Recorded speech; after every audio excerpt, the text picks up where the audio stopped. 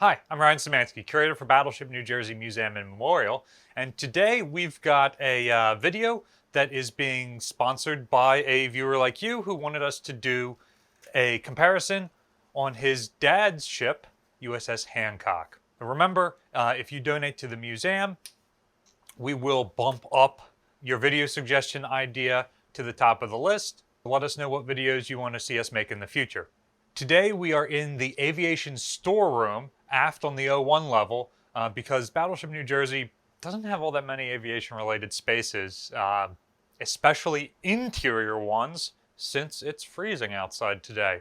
So, Hancock is one of 26 Essex-class carriers that's completed during World War II. She's one of my favorites, but ships that don't suffer massive damage like Franklin or Bunker Hill, or get destroyed like Arizona or Bismarck, tend not to be as famous. Ships like Hancock that just do yeoman's work year in and year out for the back half of World War II, the Vietnam War, etc., just don't get as much recognition as those other types of ships. So I'm glad this video was sponsored and we were able to bump Hancock up my list. Originally, Hancock was going to be named Ticonderoga. However, the John Hancock Life Insurance Company from Quincy, Massachusetts, which was John Hancock's hometown, told the Navy that they would sponsor construction of the ship. So the Navy took the names Hancock and Ticonderoga and swapped where they were both being built. So Ticonderoga became Hancock, Hancock became Ticonderoga. That way, Hancock was the one being built at the Four River Shipyard in Quincy, Massachusetts. The life insurance company was able to not only raise enough money to build the ship, but also enough to operate the ship for her first year of service in World War II. That's really interesting to me because the second batch of ships in the U.S. Navy, the so-called public subscription frigates built after the original 6 frigates, were built by donations from individual people. And so this tradition carries on at least as far as World War II, but it does not happen anymore today. And that's just an interesting thing to me, that there's no public subscription for new warships. The price of an Essex-class carrier is about $70 million. So that's a little bit less than half of the cost of an Iowa-class battleship. It costs $100 million for an Iowa, not including the guns or the armor, which is the bulk of the ship. So this is a significantly cheaper ship, at least in initial acquisition, not counting the cost of the aircraft themselves, which, you know, putting 100 aircraft on one of these things is an expensive proposition. The ship was laid down in January 1943, launched in January of 44 after just a year, and then commissioned in April of 44. That's a ridiculously fast construction rate, and it really shows you what American industry was doing during World War II. Compare that to how long it took to build, say, the aircraft carrier Gerald F. Ford. She serves throughout World War II and is decommissioned in May of 1947. She's chosen to be brought back and receives the 27 Charlie, or SCB-27C refit, and is reactivated in February of 54. Then she's decommissioned in April of 56 to receive the SCB-125 upgrade as well. And then brought back in November of 56 after a couple of months off the line, and then she serves until January of 1976 when she's finally decommissioned at the end of the Vietnam War. So, the 27 Charlie updates were where the World War II Essex-class carriers got a lot of interior modifications for operating heavier post-war jet aircraft, and it was a really substantial rebuild. For Hancock, it included the installation of a steam catapult. An Essex-class aircraft carrier, like many modern American carriers, has 4 arresting wires. I've heard it said that landing an airplane on an aircraft carrier is the most difficult thing a pilot could possibly do. You're trying to hit a postage stamp in the middle of the ocean while going extremely fast in your jet aircraft. What's more, as you come in for your landing approach, you've got to hook one of 4 wires to stop you, or else you're going to shoot right off the deck. If it's an angled deck carrier like Lexington was modified to be, you might have enough room to take back off again. If it is a straight deck carrier like the Essexes were originally built to be, like all the World War II carriers, then if you don't make that perfect landing, you've got some issues. Now, aircraft carriers do have nets that they will put up approximately amidship, particularly on straight deck carriers, so that if you miss your cables, you get caught by the net rather than running into the deck park at the forward end of the flight deck. And modern carriers that do have angled decks will also have nets in case there is an issue with your arresting equipment on the way in, so you can still be caught.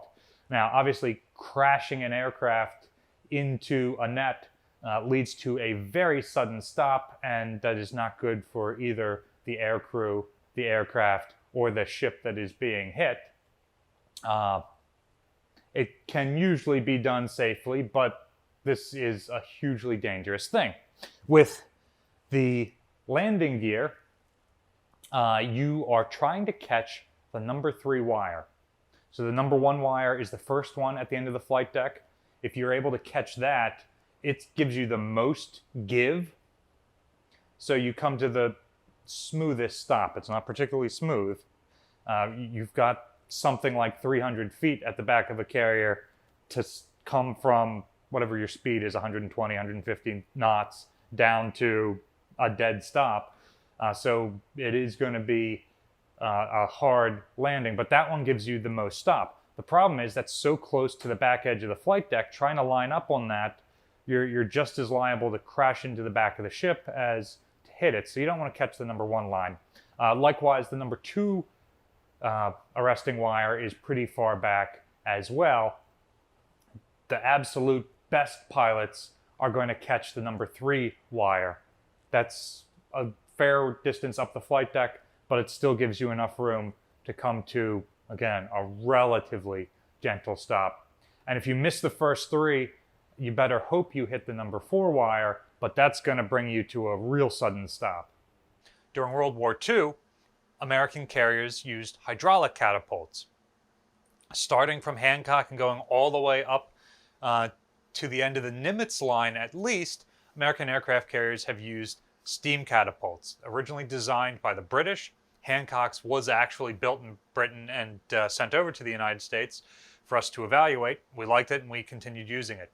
The Navy is developing electromagnetic catapults to replace the steam catapults. The SCB-125 modification she received later added an angled flight deck, which allowed for more aircraft carrying capability.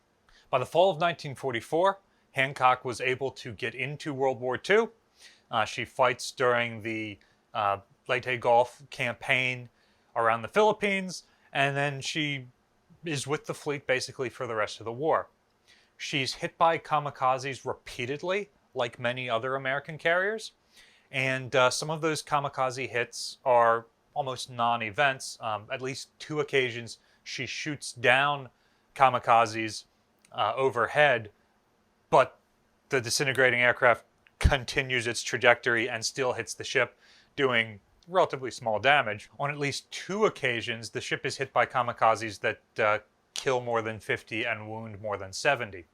On aircraft carriers, because they have such large flight deck crews and those guys are out in the open and in unarmored parts of the ship, remember it's the hangar deck that is the armored deck, not the flight deck on these Essex-class carriers. You tend to see really high casualty counts whenever they take hits like this. Because of the wooden flight decks, however, Hancock is able to repair and basically stay in action after each of these hits. She serves with 3rd and 5th Fleet through the rest of World War II, Okinawa, Iwo Jima, you name it, goes through Halsey's Typhoon, all the other things that we've talked about before. She's one of hundreds of ships that are there. So she is serving under the fleets that are being commanded from on New Jersey when Spruance or Halsey are on board. And then, like I said earlier, she is one of the most modernized of the Essex-class carriers, and so she sees a tremendous amount of service from basically day 1 of American involvement in Vietnam up until the end. In fact, she takes her air group off of the ship and embarks a bunch of helicopters to be part of Operation Frequent Wind, evacuating American and South Vietnamese forces when the country falls in 1975. So much of her post-World War II career is just her rotating on and off Yankee Station, providing aerial support. Because she was one of the Essexes that had a strengthened flight deck and steam catapults, she was able to operate newer jet aircraft as opposed to the older ones that still had hydraulic catapults that were basically converted into helicopter carriers.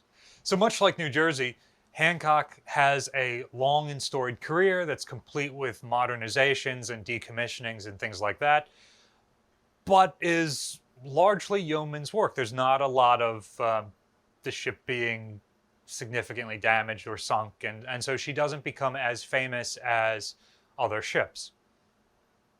How does she stack up to New Jersey, though? She is one of the quote-unquote long-hauled Essex-class ships at 888 feet long, with her hull being 93 feet wide and drawing about 30 feet of water. So relatively similar to New Jersey in overall size.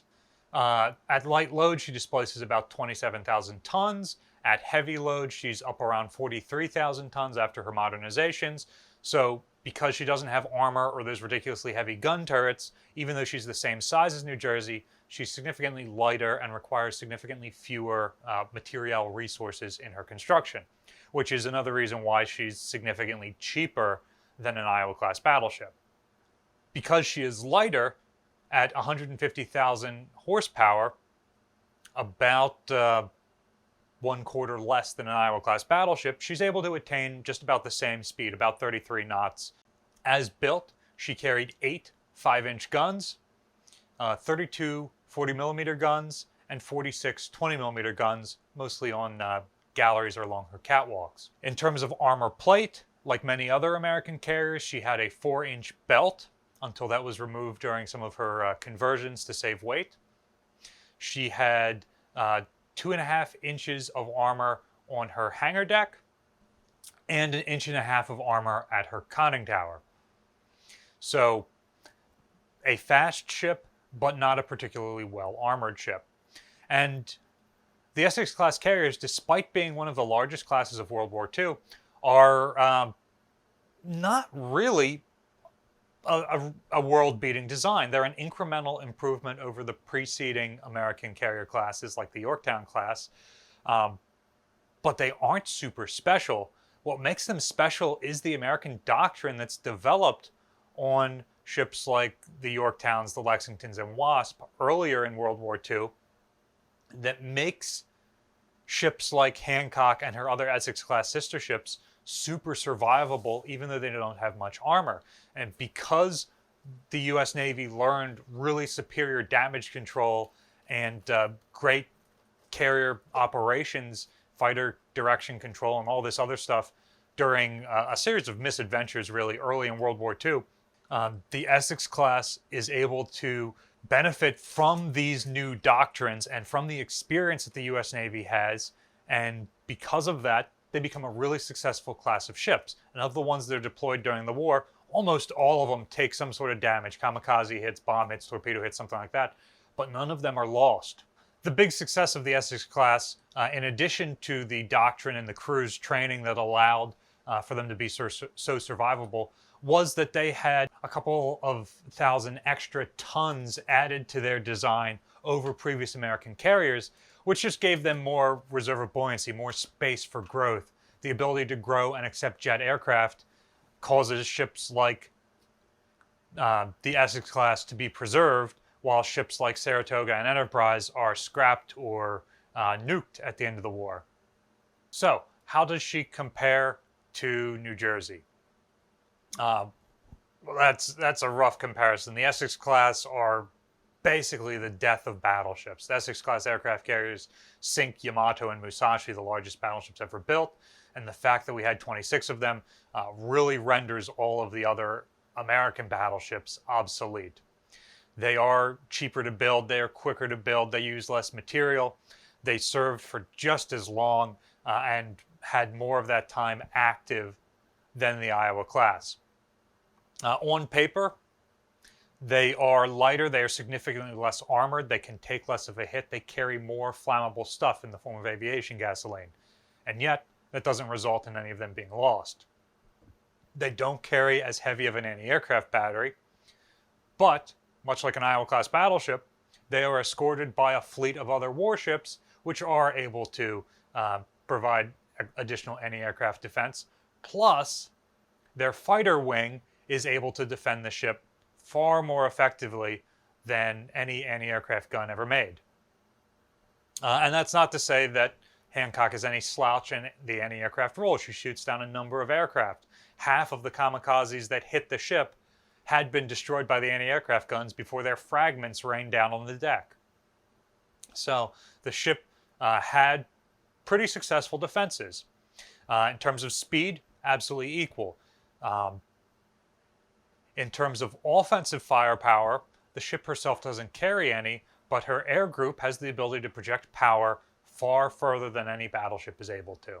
And the fact that one of these costs half as much as an Iowa-class battleship, and in Hancock's case, was paid for by the general public. So it's essentially a free ship to the government to construct and use for the first year.